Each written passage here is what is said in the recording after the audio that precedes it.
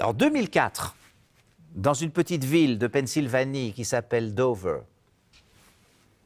un conseil d'enseignement, c'est le Board of Education. Les Board of Education, les conseils d'enseignement, ce sont eux qui définissent les programmes pour des écoles ou pour un district scolaire, donc plusieurs écoles d'une circonscription, d'une région. Hein. Et ce conseil d'enseignement est composé de membres qui sont élus.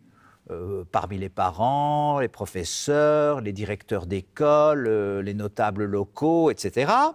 Et il se fait qu'en 2004 a été élu un conseil d'enseignement très conservateur. Et s'ils sont conservateurs, ils se disent comment est-ce qu'on peut faire, en particulier, hein, ils veulent réintroduire la prière à l'école et des tas de choses, mais ils se disent comment est-ce qu'on pourrait faire pour empêcher que le darwinisme ne règne dans les écoles. Et donc, quand on suit les débats, parce que les débats sont intéressants, au début, bon, vous avez vraiment des créationnistes. Eux ne connaissent pas les arrêts de la Cour suprême et ils disent ben, on va enseigner le créationnisme à la place du darwinisme.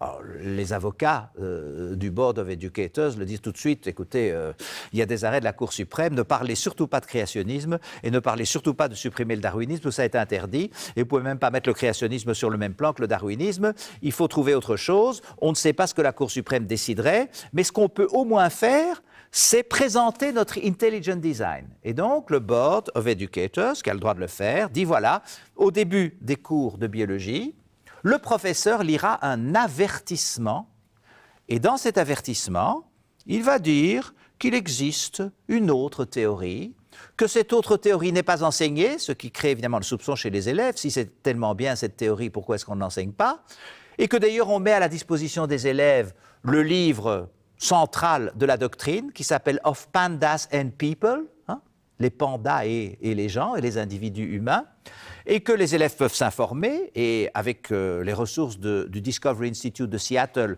ben, effectivement, il y a beaucoup de beaux livres qui sont distribués, avec cette idée que bon, ben, c'est une façon de faire de la propagande pour l'intelligent design, sans entrer dans les classes, parce que ça, c'est dangereux. Et ils croient que comme ça, ben, ils vont arriver peut-être à changer quelque chose dans les mentalités des élèves, peut-être à organiser des cours à l'extérieur, on ne sait pas. Bon. Toujours est-il que les professeurs de sciences refusent la lecture de cet avertissement en disant « c'est pas normal, les élèves vont se demander pourquoi un avertissement pour le cours de biologie, en plus un avertissement dans lequel on leur dit qu'il existe une autre théorie qui n'est pas enseignée mais dont on offre le livre, ça va créer chez les élèves qui ont déjà souvent tendance au complotisme l'idée de dire il y a là quelque chose qu'on nous cache. Et on peut les comprendre. Et les professeurs de sciences disent non, on ne veut pas ça, on ne veut pas décrédibiliser notre cours en laissant entendre qu'il y a une autre très bonne théorie mais qu'on n'enseigne pas. Et ils refusent. Alors évidemment, l'école impose aux membres de l'administration qui, eux, sont dans une relation hiérarchique, qui ne peuvent pas invoquer la clause de conscience du professeur, de lire l'avertissement. L'avertissement est lu aux élèves. Et à ce moment-là, il y a des professeurs de biologie et des parents qui portent plainte. Et qui vont dire à un juge qu'il s'agit d'un établissement de la religion, ce qui est interdit par la Constitution.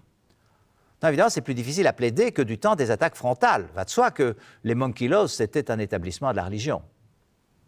Et que donc, en 1968, Susan Epperson, qui a dit que ces Monkey Laws sont contraires à la Constitution, a gagné. Il a fallu attendre 68 pour des tas de raisons, mais elle a gagné en 68.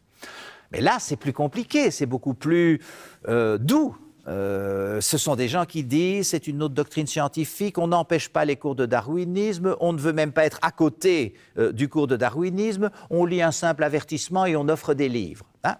Difficile de dire c'est un établissement de la religion. Hein, alors quand on pense établissement de la religion, on pense religion officielle, etc. Bon. Et donc, ils sont devant un juge, qui est le juge Jones, qui ne leur est a priori pas très favorable parce qu'il a été nommé par le président Bush, qui lui-même est assez conservateur. Et donc, ils se disent, ça ne va pas être simple. Bon. Et le juge, qui est un type honnête, d'emblée se dit, bon, mais il y a deux thèses. Il y a ceux qui disent que l'intelligent design est une doctrine scientifique, une autre. Alors, ça me semble tout à fait normal qu'on lise un avertissement, qu'on l'offre aux élèves, après tout, ça va les cultiver, ça va leur ouvrir l'esprit, etc. Pourquoi pas? Ou bien c'est de la religion déguisée, mais alors ça ne va pas du tout, parce que alors, c'est les créationnistes qui reviennent de façon biaisée, et qui, en revenant, veulent, dans l'esprit des élèves, avec ce qu'ils peuvent faire, essayer de décrédibiliser le cours. Et bon, le juge Jones fait beaucoup de choses. Il interroge des scientifiques des grandes universités en disant, au fond, on va voir ce qu'ils pensent. Et donc, il fait venir de grands biologistes des grandes universités américaines qui discutent avec les défenseurs de l'intelligent design. Et pour des tas de raisons, ces défenseurs de l'intelligent design s'écroulent totalement. Leurs données ne sont pas à jour, elles datent, c'est pas cohérent, ce ne sont pas des vrais spécialistes, ce qu'ils ont publié, ce n'est pas dans des revues scientifiques de haut niveau, etc., etc. Et les grands scientifiques des universités américaines disent, vous savez, cet intelligent design, ça ne tient pas debout scientifiquement, bon, ça peut être défendu au nom de la religion, comme vous voulez, mais ça ne tient pas debout scientifiquement. Et à ce moment-là, le juge Jones, effectivement, considère qu'il s'agit de religion déguisée. Il suit l'avis des grands scientifiques. Il y a d'autres débats, hein, c'est un très grand procès. Et il donne raison au plaignant, disant effectivement, on ne peut pas lire un avertissement qui présente comme scientifique un livre qui n'est que de la religion déguisée. Ça, c'est la stratégie des créationnistes. Il a appris en plus que les créationnistes, quand ils sont hors de l'école, n'utilisent pas du tout ce langage sophistiqué de l'intelligent design, mais sont des créationnistes purs et durs. Et puis, j'ajouterai que le juge a interrogé une philosophe qui s'appelle Barbara Forrest, avec 2 R, Barbara Forrest, et que cette philosophe a fait un travail formidable. Elle a découvert un premier manuscrit de Of Pandas and People qui datait de 1987, un peu avant l'arrêt Edwards via Gillard, et qui était et dans ce manuscrit, on parlait tout le temps de création, puisque c'était l'époque de la science de la création, et qu'on ne savait pas que la Cour suprême allait dire que la science de la création, ce n'était pas de la vraie science. Et puis, elle montre l'évolution des manuscrits. Après la décision de la Cour suprême, on barre 200 occurrences du terme création-créateur, et on remplace par designer. Et son argument consiste à dire, ils prétendent être des scientifiques qui ont une autre théorie à proposer, ce sont simplement des créationnistes qui ont vu que la Cour suprême empêchait quelque chose et qui ont changé les mots, mais en gardant les mêmes arguments. Et ça a aussi eu une très grande influence sur le juge Jones. Je voulais dire pour terminer que cette évolution de la querelle sur le créationnisme aux États-Unis, elle peut paraître liée aux États-Unis, mais elle est intéressante en tant que telle historiquement, mais c'est bien plus que ça. Elle est intéressante pour nous, pour l'avenir de la pensée critique et le rapport entre la pensée critique et les pressions religieuses, aussi détournées soient-elles. Il y a aujourd'hui un livre qui circule sur Internet d'ailleurs, en accès libre, qui s'appelle l'Atlas de la création et qui a été écrit par un auteur qui s'appelle Harun Yahya, H-A-R-O-U-N, Y-A-H-Y-A.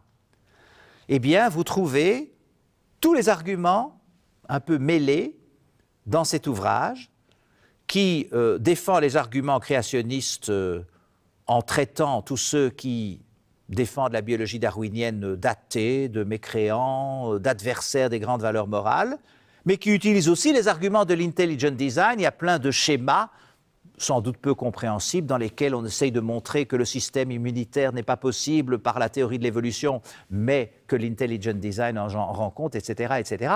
Ce qui veut dire que les combats des créationnistes ne sont pas terminés, et que ça existe ici dans certaines de nos écoles, et que ça existe en Europe et en Angleterre, et que donc essayer de comprendre comment les Américains ont réagi, eux qui ont été confrontés au phénomène pendant une centaine d'années, est quelque chose qui nous permet d'appréhender les problèmes actuels de la pensée critique et de la laïcité.